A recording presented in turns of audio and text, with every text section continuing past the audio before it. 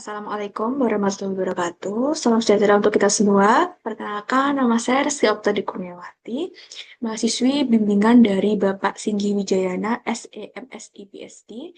Di sini saya akan mempresentasikan proposal yang berjudul Kualitas Pengungkapan Praktik Rantai Pasok Berkelanjutan berdasarkan indikator GRI dan kinerja perusahaan. Latar belakang dari penelitian ini. Jadi dalam rentang beberapa tahun, bahkan beberapa dekade terakhir, isu perubahan iklim, isu emisi karbon, dan isu keberlanjutan menjadi perhatian utama pada praktik bisnis global. Menurut penelitian Ellen Asinau pada tahun 2024, menyatakan bahwa lingkungan alami rentan terhadap polusi dan udara, air, degradasi tanah, dan pengurangan keanekaragaman hayati dalam rantai pasokan. Keberlanjutan tidak lagi menjadi pertimbangan opsional atau sampingan. Hal tersebut telah menjadi keharusan strategis untuk penciptaan nilai jangka panjang dan manajemen risiko, menurut penelitian dari Gog et al. Tahun 2025. Sedangkan menurut penelitian dari Kroko et al. Tahun 2025 menyatakan bahwa kinerja keberlanjutan telah menjadi agenda utama bagi setiap perusahaan di dunia, karena berbagai dimensi kinerja ekonomi, sosial, dan lingkungan kini menjadi komponen inti dari sebagian besar model bisnis dan proporsi nilai perusahaan.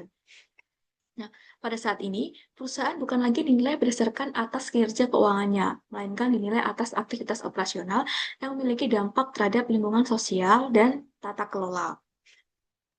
Permintaan yang meningkat atas praktik yang berkelanjutan telah membuat semua lebih fokus pada penerapan konsep environmental, sosial, dan governance pada Sustainable Supply Chain Management. Nah, salah satu hal yang memiliki kontribusi signifikan terhadap keberlanjutan perusahaan adalah Sustainability Supply Chain Management, karena sebagian besar dari dampak lingkungan dan sosial perusahaan terjadi di sepanjang rantai pasok.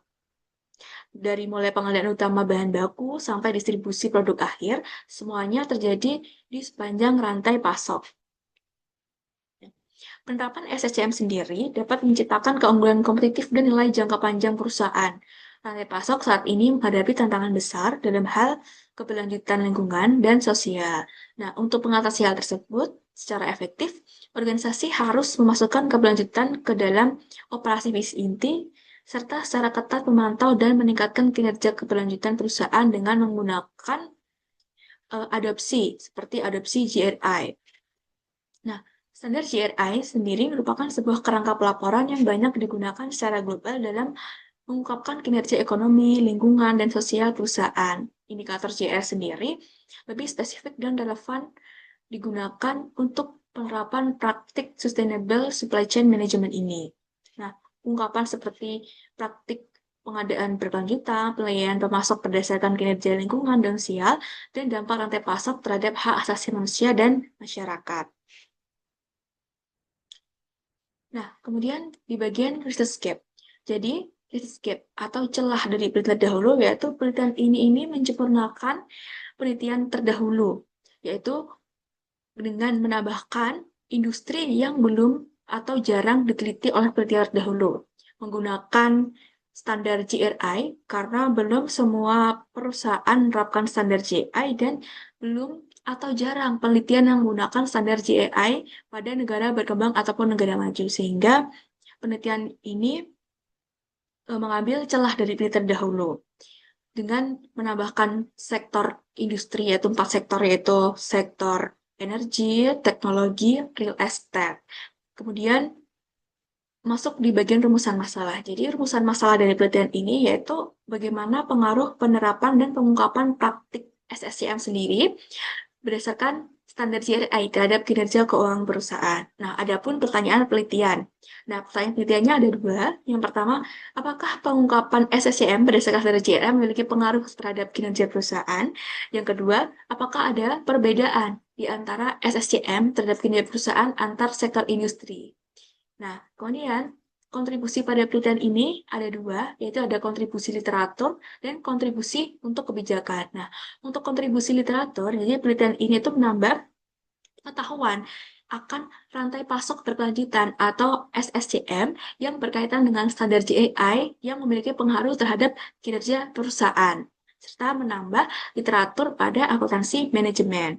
Kemudian kontribusi untuk kebijakan memberikan gambaran secara empiris terkait kebijakan kepada para regulator atau pembuat kebijakan bagaimana standar penerapan praktik ESCM pada negara maju dan negara berkembang dengan dasar menggunakan indikator GRI ini.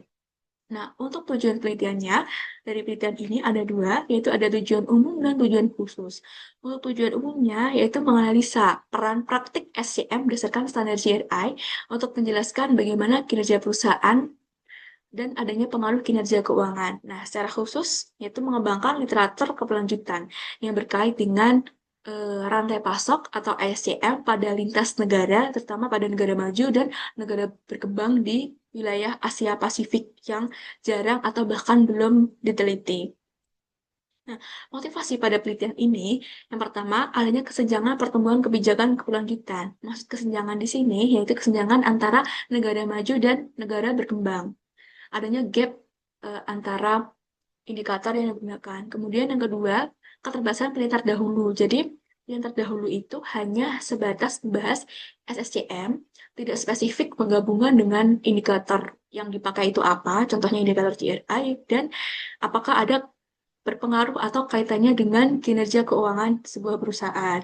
Nah, kemudian karena belum ada yang meneliti terkait dengan lintas negara di negara maju dan berkembang, dengan sektor industri yang spesifik membutuhkan rantai pasok, sehingga penelitian ini memilih konteks lintas negara, negara maju, dan negara berkembang di wilayah Asia Pasifik.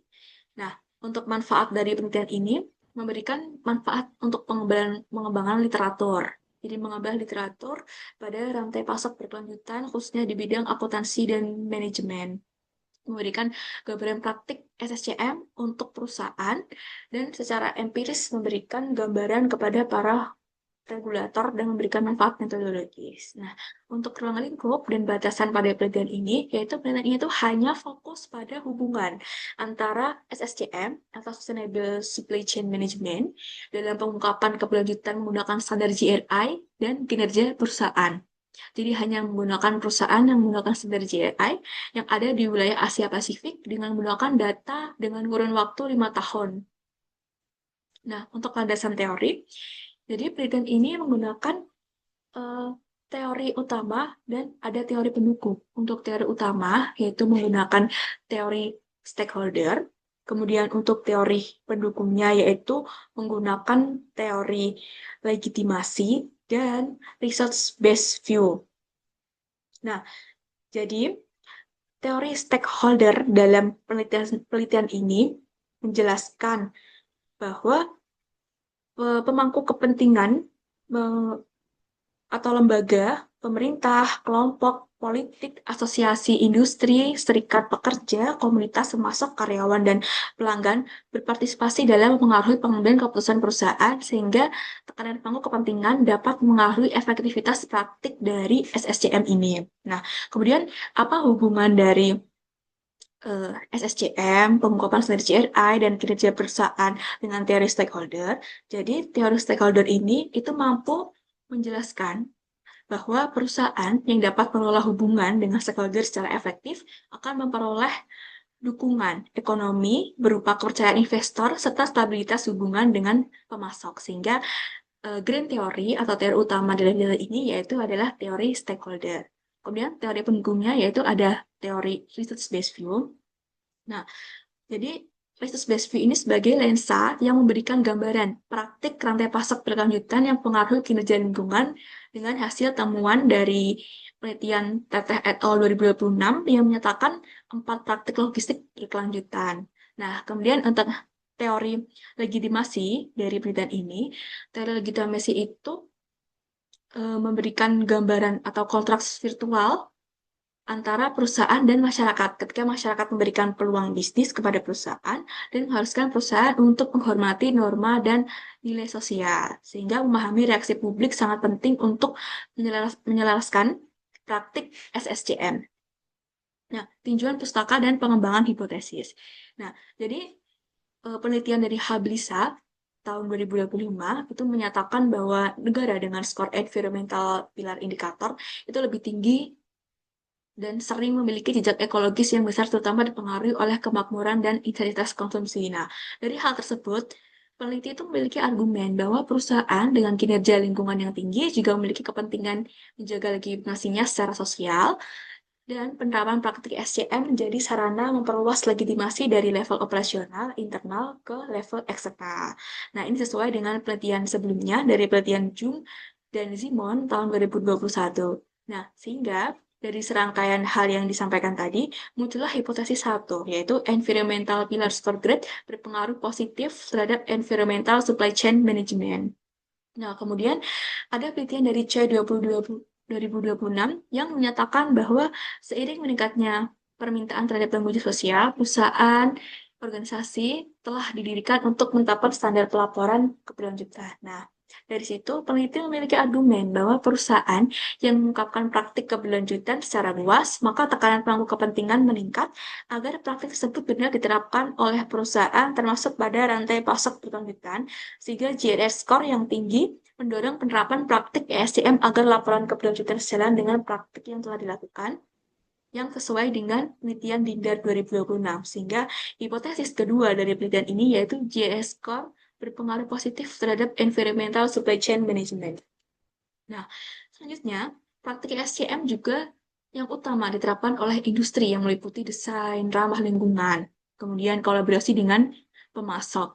Nah, dari penelitian Abdulaziz 2024, peneliti itu memiliki argumen bahwa perusahaan yang beroperasi pada sektor industri dengan tingkat sensitivitas lingkungan yang tinggi telah menghadapi tekanan yang lebih besar dari regulator masyarakat investor dan kelompok lingkungan untuk mengolah dampak lingkungan secara bertanggung jawab. Nah, sesuai dengan penelitian terdahulu, yaitu Su et al. Tahun 2025, sehingga muncul hipotesis 3, yaitu industrial environmental sensitivity berpengaruh positif terhadap environmental supply chain management. Nah, untuk desain penelitian dari penelitian ini menggunakan quantitative explanatory, untuk variabelnya dependennya itu ESCM, independennya GRI score, kemudian environmental supply chain grade, independennya yaitu industrial environmental sensitivity, untuk variabel kontrolnya ada ROA, ROE, total current asset, percentage of asset, board size, net debt to total equity. Nah, untuk model empirisnya seperti yang ada pada slide, untuk populasi dan sampel menggunakan perusahaan yang menggunakan standar GRI dengan data 5 tahun berturut-turut, spesifik di Asia Pasifik dengan negara maju dan negara berkembang, dengan sektor industri, energi, industri, teknologi, dan real estate. Nah, kemudian untuk teknik pengumpulan datanya, yaitu menggunakan data panel dengan periode tahun 2020 sampai tahun 2024. Data yang digunakan berasal dari database Refinitiv Icon. Kemudian untuk teknik analisis datanya, adapun yang pertama analisis deskriptif, yang kedua uji asumsi klasik, yang ketiga regresi data panel untuk menguji model apa yang cocok atau yang sesuai dengan penelitian ini, yang terakhir yang menggunakan uji hipotesis. Nah, untuk validitas dan validitasnya telah terjamin karena data yang digunakan dari database resmi yaitu Refinitiv Icon. Sekian pemaparan presentasi untuk pra-proposal saya. Apabila ada salah atau kurang lebihnya, mohon maaf. Wassalamualaikum warahmatullahi wabarakatuh.